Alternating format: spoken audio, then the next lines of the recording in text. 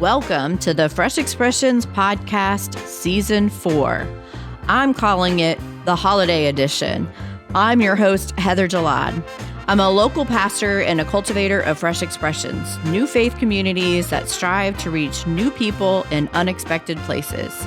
Season 4 will help you reimagine how you can leverage the fall season and the winter holidays to reinvigorate your church's relationship to your neighborhood and community. If you love this podcast, we hope you'll check out more. Head over to FX Connect, an online community of church leaders who are reaching new people in new places, and access our entire library of practical and inspiring training materials. You can register for free today at fxconnectus.org. And if you've benefited from this podcast, you can help us spread the word. Leave a review on Apple Podcasts or just share your favorite episode with a friend or on social media. Well, Happy New Year, friends, and welcome back to the Fresh Expressions podcast. And I don't know about you, but when I get to the end of the year and the beginning of the new year, there just seems to be a lot of energy and excitement about doing new things. At least that's where I'm sitting. That's coming from where I'm sitting. I always have a lot of energy and excitement to do some new things, to plot a new course, to potentially set some new goals or trajectories for my own life. And so today's episode, I think you will appreciate, and it features our one and only Mitch Marcello. I don't know, he has a lot of descriptors as to who he is and what he is about, but I would say one of the primary ones at this point in time, he's still a new daddy. I guess about 6 months ago, he became a daddy for the first time. Shout out to you, Mitch, in that new role. But today he is going to undertake to talk to us about dreaming again, and what a great time of year to do that. Mitch Marcello is one of my colleagues here on the Fresh Expressions training team. We've gotten to do some fun stuff together. So Mitch serves as a mission strategist and innovation strategist for Fresh Expressions North America. He is the founder and director of Imago Innovation. He also serves as the director of innovation in his local church in Williamsport, Pennsylvania. This particular episode, Mitch will really be kind of drilling down on how we can apply different tools for innovation, mission, and ministry in the new year to come. In Dreaming Again, he talks to us about some of the common myths about creativity. And one of those being that people are either born creative or not. So I love how he breaks down that myth and really challenges us and invites us to be creative and innovative in this new year to come. Give it a listen. If you benefit from this episode, we hope that you will share it with another church leader and possibly share it on social media, and give us a review on Apple Podcasts. If you appreciate the content of this episode, you can find more just like it over on our fxconnectus.org app. Lots of videos, lots of audio, lots of wonderful tools for you to really support the mission of experimentation and fresh expressions in your local context. Happy New Year. Today's webinar is titled Dream Again. And just by way of devotion to open our time, this scripture passage is meaningful and impactful, or this verse, I should say. In Corinthians 5:17, therefore, if anyone is in Christ, he is a new creation. The old has passed away and the new has come. The church in general is actually known, and you may know this or be aware of this, to be slow to innovate, to try new things for a variety of reasons. And we'll talk a little bit about that today, but not too much. But the reality is that we've all encountered transformation in our lives, having followed Christ. We have all, and maybe another word for that, I would say, is innovate. Something has changed. There's something new.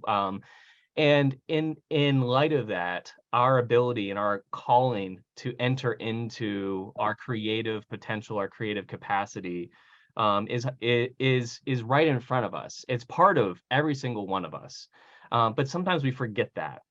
And God speaks to us through different mediums and through dreams in our imagination. And really, our ability to allow God to speak to us in these different ways, these more mysterious ways, I believe requires a certain amount of surrender in our life. It requires us to be able to approach God with a willing spirit, for us to say we might not have all the answers, but we want to continue to be faithful. And so today, if there's any sort of nugget, a takeaway for you, that wherever you are, if you're stuck in some sort of fashion, or if you have been there, that you can hold on to something from today that can help you to start to get unstuck. I'm going to be talking about imagination, about creativity, and a little bit about innovation, and asking for a little bit of participation if you'd be so willing. So without further ado, we'll continue to move on.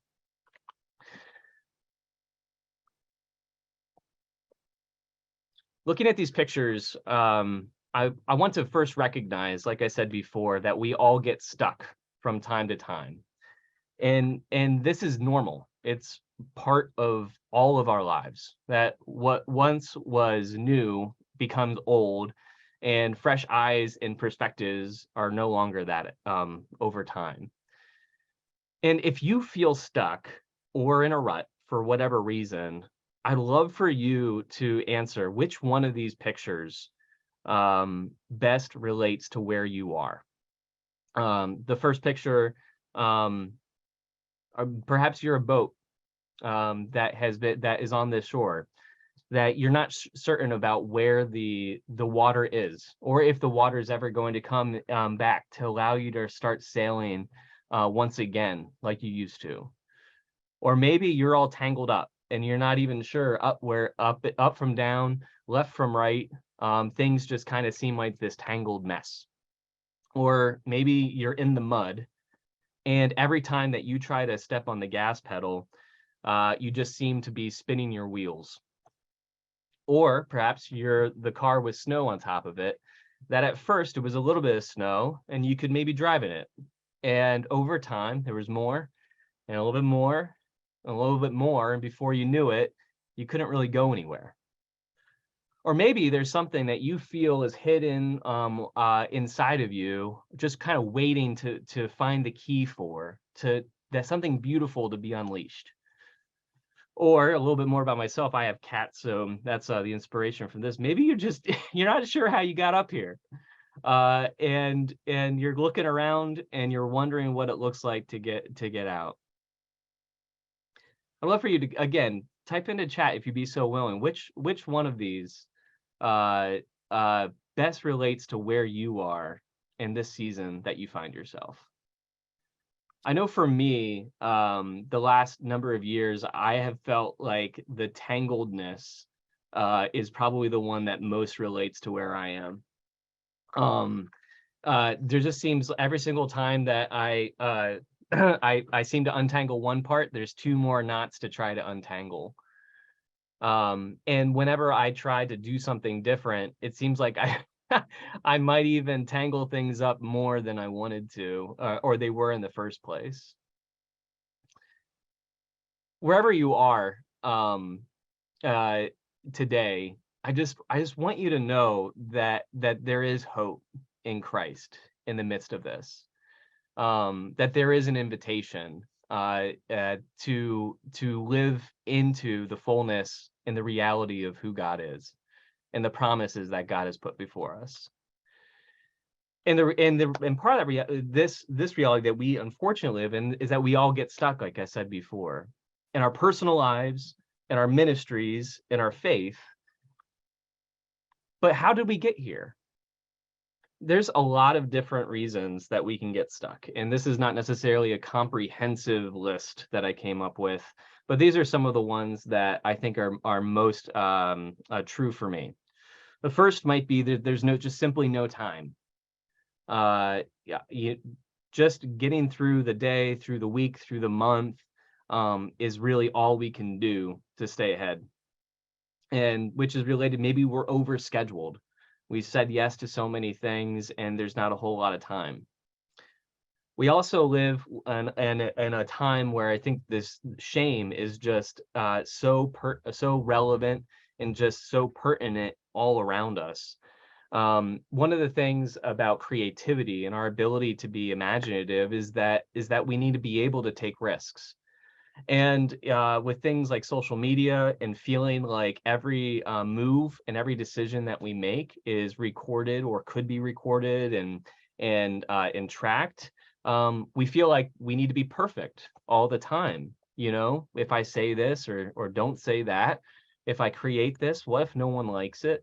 That can over time become very paralyzing and lead us to risk aversion.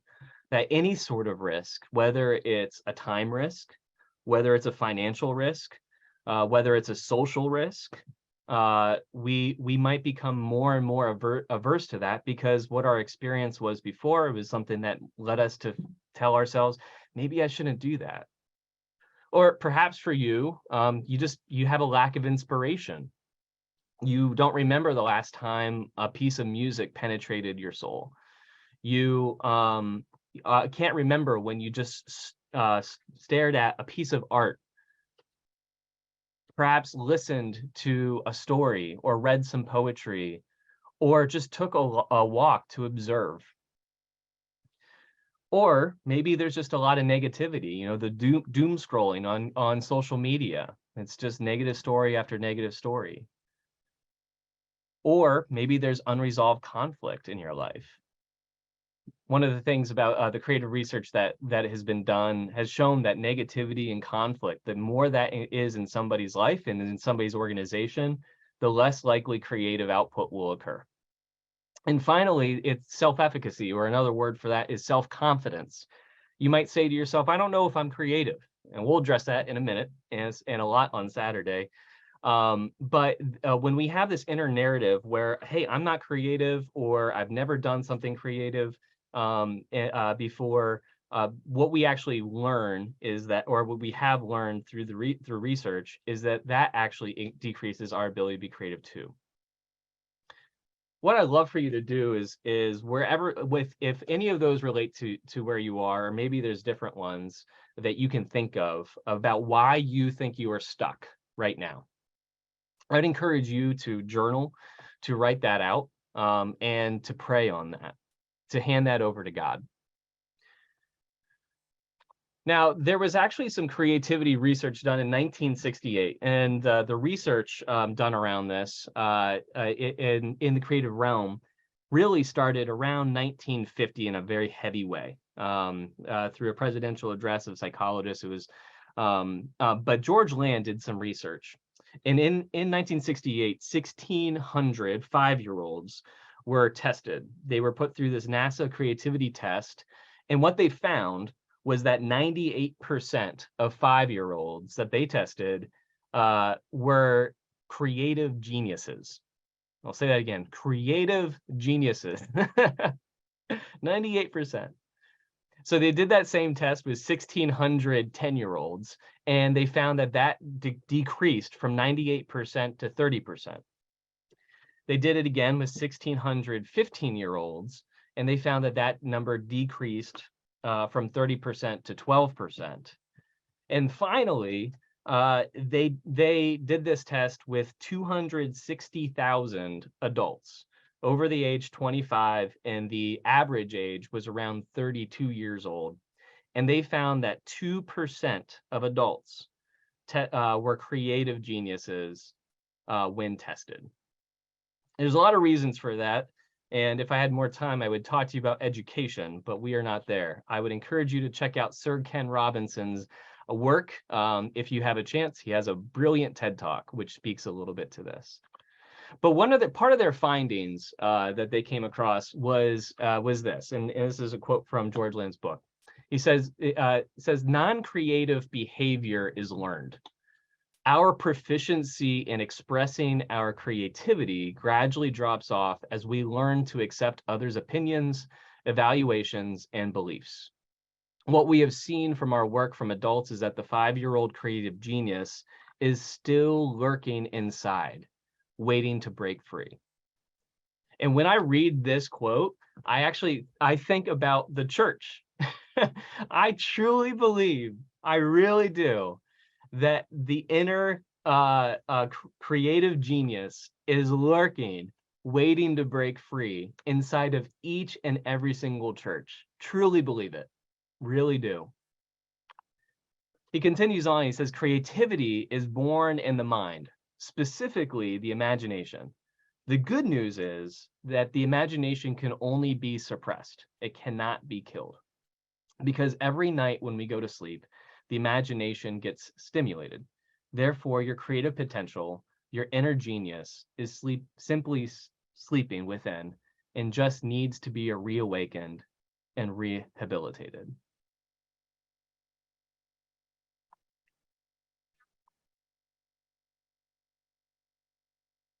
Now, I just read that quote from George Land, and I'll go back real quick, that specifically the imagination, creativity is born in the mind, specifically the imagination.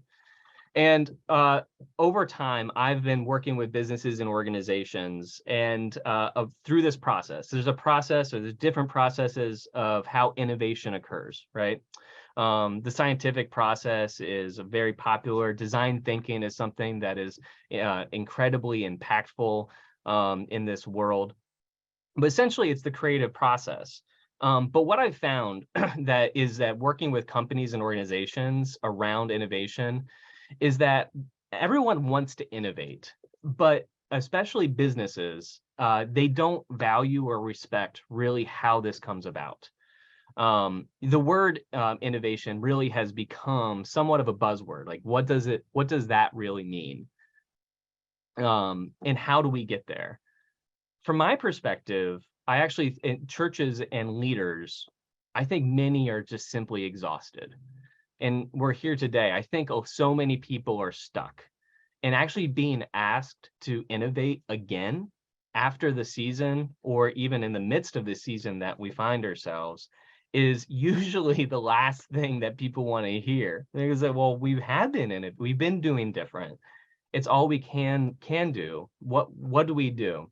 Which is why I think this is so powerful. When we understand that how we actually get to these new ministries, meeting different needs, meeting people where they are, that if we're given permission, if you can give yourself permission to actually start by imagining something, by dreaming and inviting God into that process, that is where we begin.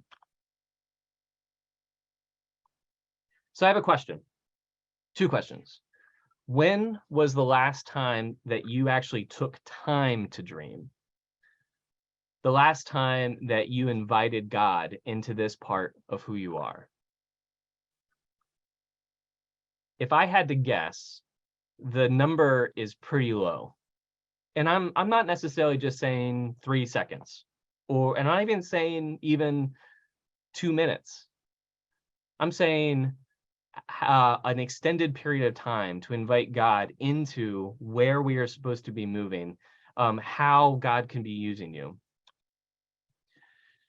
Now, part of my master's degree, my thesis, I surveyed 54 different businesses and organizations. And one of the questions that I asked inside of it, and this was one of the most telling questions that I asked, was, do you regularly set aside time to come up with new ideas for your organization? Now, if you had to guess, how many out of the 54, and you can type into chat, how many of the 54 do you think said yes? This is a yes or no question. I should have said that. So yes, we actually regularly set aside time to come up with new ideas, to be imaginative, or no, we don't do that. 2 out of 54 answered yes. As I said before, most places are interested in innovating, to doing something different. but very, very few actually know and value setting aside time to have those conversations. This quote by a good friend of mine, Benjamin Conrad, says, "A sanctified imagination is our source of missional hope, not in optimism or naivety, but in an unwavering commitment to the world God has promised." And I want to be clear actually about something is that when we talk about imagination, creativity, and doing different things, the message of the gospel remains the same. I think that's one of the reasons that churches balk away from it, is because there's good concern around that. But to be very clear, the message of the gospel, but the medium will shift. How we go about expressing the good news, where we spend our time, what ministries, what needs we're meeting. So at this point, you might be asking yourself, imagination, great. What do I do? How do I actually tap into my imagination? And there's actually three core truths about imagination that I'd like to offer here. First is that we actually need to feed our imagination. We need to learn, explore, discover. Our imaginations actually need fuel. And it's up to us to actively pursue this in our lives and our ministries. I'll be sharing a couple ways to gain inspiration in a minute, but understand that this is an active pursuit for us to seek it out. The second is I have the quote from Mary Oliver: "Pay attention, be astonished, tell about it." And the core truth that I believe in is that inspiration truly is all around us. One staff meeting that I was a part of, I got to do the devotional. And what I asked the staff to do was take a prayer walk, but to do it in a specific way, to walk around. And I wanted people to pay attention, to slow down, to walk at a very slow pace, and just observe and look for something to be inspired by. I remember Pastor Matt came back, and he shared that he was in a hallway, and it was kind of tucked away. And he said, I walked through that hallway, and I saw that there was a stained glass window in there. And I don't think I realized how beautiful that stained glass window was, but I've walked past it, must be 1,000 times, if not more. When we slow down, when we pay attention, when we allow ourselves to be astonished, we will tell about it. We will tell about how good, very good God is. And the final truth is that curiosity is more accessible than passion. Those passionate people that you're like, man, they have it all figured out. They truly love this. They have locked sight with it. And I don't know how to get there, right? There's a devotion to inquisitiveness. I'd be happy to share with you if you're interested, but it was meaningful in my life. And it said this, that curiosity is more accessible than passion. And in order for us to get to passion, to figure out how God is really going to be spurring us on, we need to pay attention to what we are curious about and to discover God in those places, to sniff it out, follow that road, see what God is doing. Now, there's a number of different ways, and there's a lot of different ways, and perhaps you have ways that you find inspiration. And if you have those, I would love for you to type them into chat. But a couple of ways that I think are just really simple and helpful for us to consider are small, actually. How do we gain inspiration? Well, actually, just driving a new way to work, breaking up your routine in a very small way, and noticing things and paying attention to it. Trying a different food. Having conversations with people that are different than you, like deep conversations, seeking them out. Reflect on and write down what you're curious about. Learning a new hobby, being bad at something, truly being bad at something. Sign up for a course. Invite different perspectives into solving a problem. One of the things inspiration-wise inside of church teams or even businesses and organizations is that it's the same people making decisions over and over again. And that can oftentimes limit what creative ideas that we can actually come across. And take your team to or yourself to a conference or something to go and learn about what other people are doing. And I'm going to talk about this a little bit more, but the reason for this, there's a scientific reason why this works. And it's an overarching principle. I'm going to nerd out real quick. Is that our prefrontal cortex in one of its functions is kind of like a hard drive that we download information. And once we have information downloaded, what we're able to do is that we associate it. We start connecting things in meaningful ways. We're actually built to do this. And so if we don't have those things to access inside of our brain, inside of our experiences and personal lives, our teams, our churches, then it's going to limit what we're going to be able to connect. So even that's why driving a new way to work or trying a different food, there's small ways to experience something new. There might be other ways that you gain inspiration. And again, I'd love to hear it.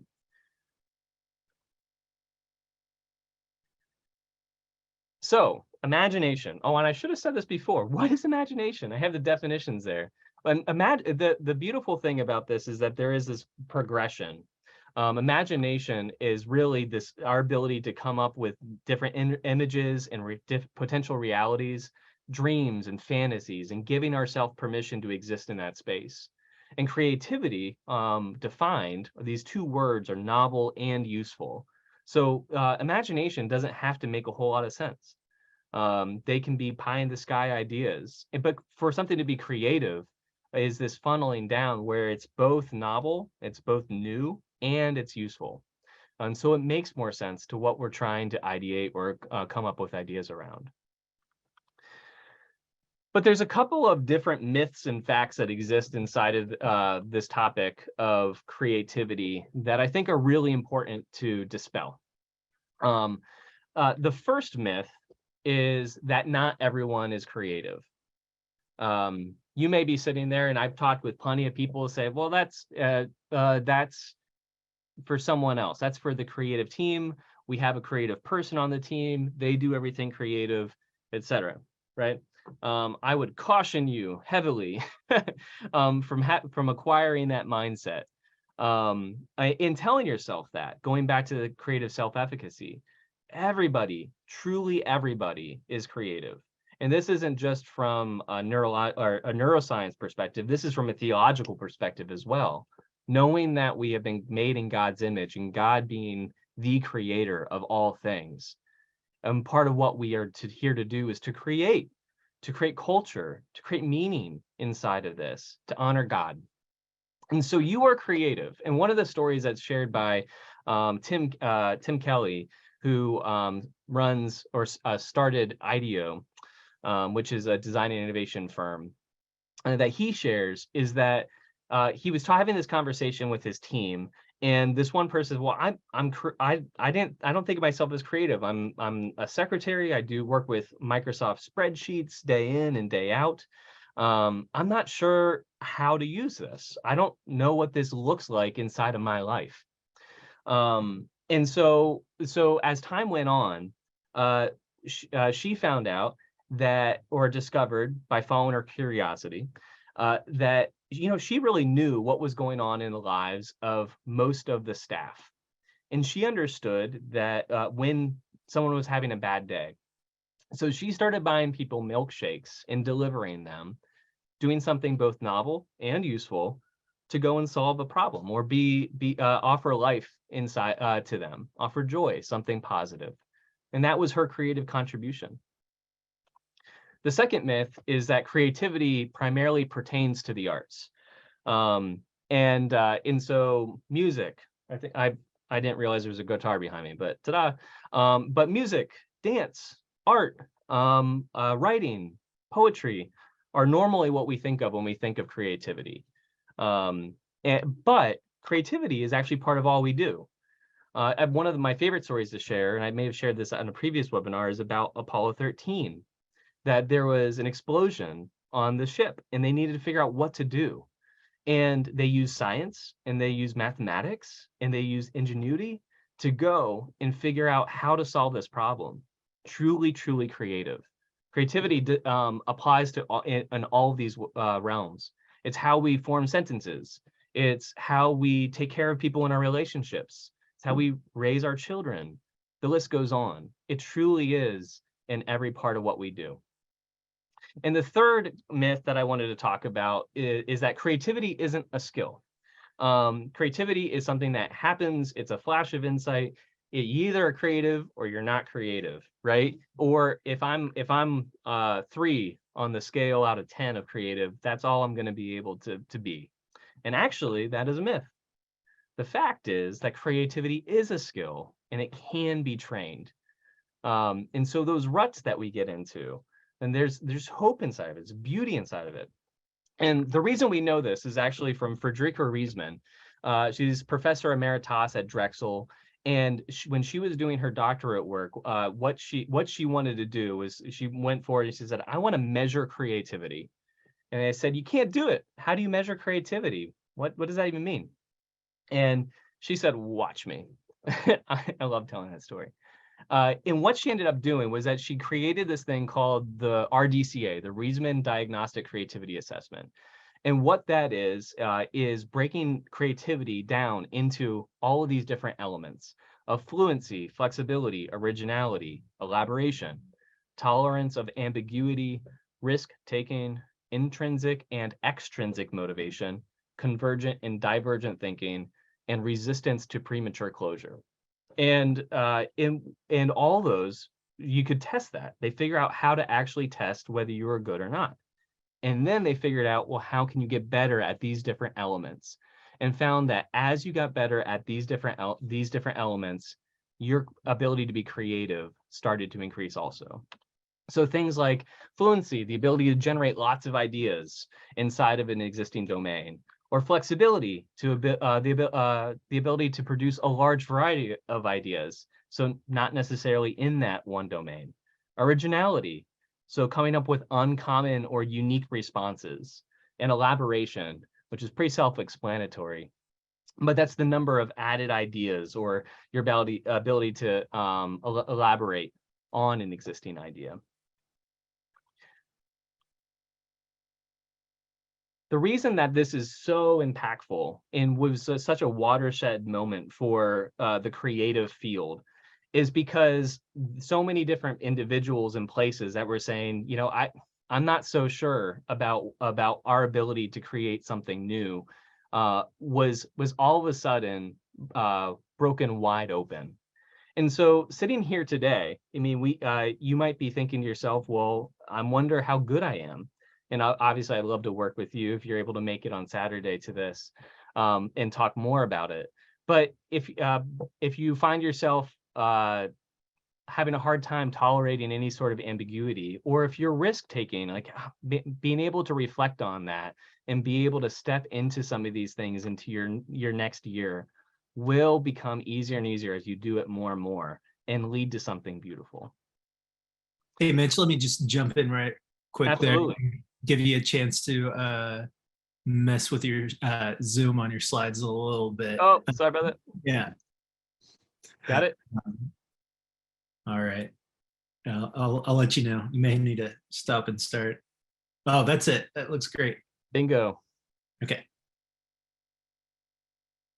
Great. Well, that's actually a great segue because I actually wanted to introduce a creative tool. And this is going to require a little bit of participation. And so the tool is going to be coming after this brainstorm segment. So what I'm going to be asking you to do is we're going to brainstorm together and we're going to practice some of these things. Our ability to be fluent, flexible, original, elaborate, etc. So this is also a brainstorm session, and there's a couple of rules I want to lay down. First of all, I don't want you to self-censor yourself. So if you have an idea, I'd encourage you, take that risk, send it out there. It's okay. Tap into that imagination. And the other is don't squelch. And I don't think anybody would squelch. But if someone comes up with an idea and you say, you know what, that's not a great idea, or we've never done it that way before, now's not the time. But our brainstorm, what I'd love for us to brainstorm is finding new ways to share personal testimonies in either our church service or throughout our week. And so just to talk a little bit more about that, we're sitting around the table. Imagine with me. We're sitting around the table and we're talking about how we can get our congregation and encourage them to share their testimonies and find new ways to do that. Now, there's two limitations to this. We can't be doing video recording testimonies because we've been doing that too much. We've done that a ton and it's kind of played out. We want to do something different. And the second limitation is we can't be asking congregants to share testimonies during worship because we've been doing that a lot too. So I would love for you in the next minute or so to be typing into chat what are some of your ideas on how we can encourage our church and our congregation to share their testimonies. I've got one while other people are coming up with their ideas. Go ahead and throw your chat. One of the best things that we ever did when we planted a church was that we organized what we called Dinner for Six. It was where 6 people had dinner together. And what we found is that we had a lot of disconnected people who found our church, socially disconnected, and they were just eager to tell someone their life story. And so really, we didn't ask people to share their testimonies. We just created a space designed where people who didn't know each other had plenty of time to talk, and it was comfortable. Awesome. And a lot of that stuff came together. That's great. Chris, I'm scared to touch the chat button because I'm scared I'm going to throw off my slides. Could you read some of the chat? Sure thing. Let's see. Melanie suggests a devotional book or social media post with each day being a different person's testimony. Love it. Great. Let's see. Beth just says Photoshop. She didn't say much, but I think you should just run with that. What could you visualize and display digitally that communicates a testimony? That's really great. Encouraging people to post photos on the church's social media and explain how they see God revealed through it. That's a great idea. They're great. Good. All right, now I'm going to teach you one of the techniques. So there's a bunch of tools and techniques from books like this, Creative Acts for Curious People, The Idea Agent, Design Thinking Toolbook, and and they're all great, Thinker Toys, but there's tons of these. There's all these tools that help us kind of think differently. And if you want a list of those books, I'm super happy to send them your way.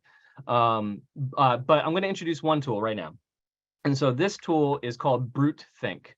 And you'll understand why it's called Brute Think in a minute. And so Brute Think is a way to force ourselves to see something from a different perspective. And the concept is actually somewhat simple. So when brainstorming and you feel stuck, take a word, a picture, or object and use it as inspiration as you continue to brainstorm. And so in this book, Thinker Toys, it actually has a section for it, and it has a bunch of different words listed out. And then you can do this with an encyclopedia or a dictionary if those still exist in the digital age, or you can do it digitally and just pick a random word. So your not so random word, because I had to pick one out, is coffee. So we're going to continue brainstorming, but we're going to allow the word coffee to inspire us inside of our brainstorming. So while you're thinking about, well, how does testimonies and coffee, how do they relate? I'll start off. I'll give you an example. So coffee, to make a cup of coffee, requires multiple steps. And so you take the bean, and you need to pick the bean, and you need to grind the bean, and then you need to put a bunch of that together, and then you need to add hot water. And so there's all these different steps to making coffee. I wonder what it would look like to collect different parts of different people's stories and see what it would look like, and what overlap, what parallels, and being able to connect them and see what comes about from collecting all these different stories. Coffee. Chris, does anyone have a coffee inspired idea? Yeah, Eric says, what does the smell associate? What do you associate with the smell? It's Yes. actually when you're testing a new coffee, they have a whole system called cupping, Mm. where you smell and you try to identify specific flavor hints Awesome. just through the smell. So how would that associate with God? It's That's great. powerful. That's powerful. That's great. I'm going to do one more. And now, so we talked about a word. Now I'm going to give you an image. And the image is lighthouse. Now that we practiced a little bit, this image of a lighthouse, how does the image of a lighthouse influence your brainstorming of how to come up with testimonies or share testimonies when looking at this object? What if you shared it on stage on a Sunday but turned all the lights off? Say more. Like you just had someone share their testimony from stage, but it had to be in the dark. What? Like, All right. Exactly. See what's happening? This is brilliant. Yes. Yes. Beth says, looking for the light that brings impact. That's beautiful. Yes. All right. So great. I'm super happy this worked. But I'm gonna, as you keep on typing, because it does work. But I'm gonna explain why this works. So just one more time, is because as I was saying before, we're an association machine. And that's part of who we are. We can't help but associate things together. And oftentimes, like when we are stuck, it's because we haven't found different things to inspire us. We haven't given ourselves the opportunity, the ability to associate with something different. Again, it can be conversation. It can be during a brainstorm session. It can be by visiting and seeing what other people are doing and bringing that back into our context. But with that that stuckness, that's part of it.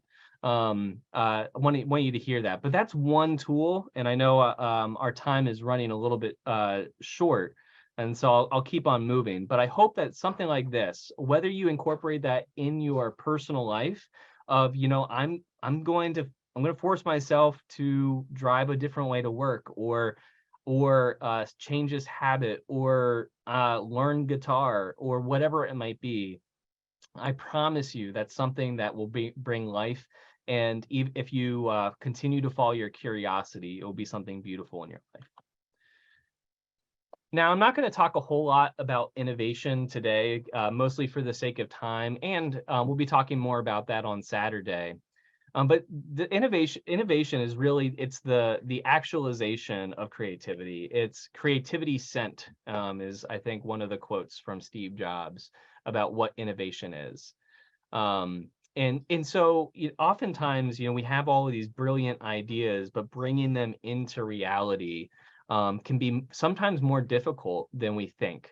And that's why, working with Dee on Saturday is going to be such a great experience, because she'll be helping us do exactly that, to be able to understand what are these things that I can take risk around, what are these areas of my life that I perhaps feel some shame, and how do we start shaking that loose in order to step into this and experience something new, whether it's inside of our church or our lives or our ministry.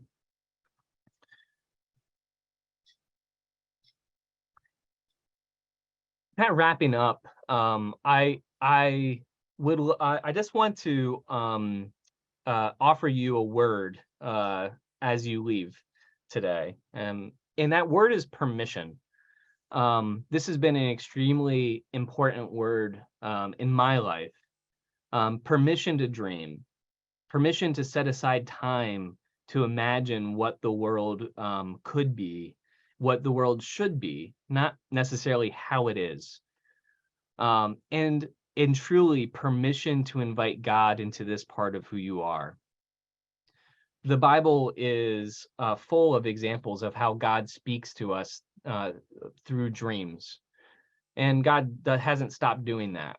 I wonder if it's just a matter of us allowing God to enter into those spaces and inspiring us in perhaps a different way, where there's more mystery and a little bit more curiosity and exploration.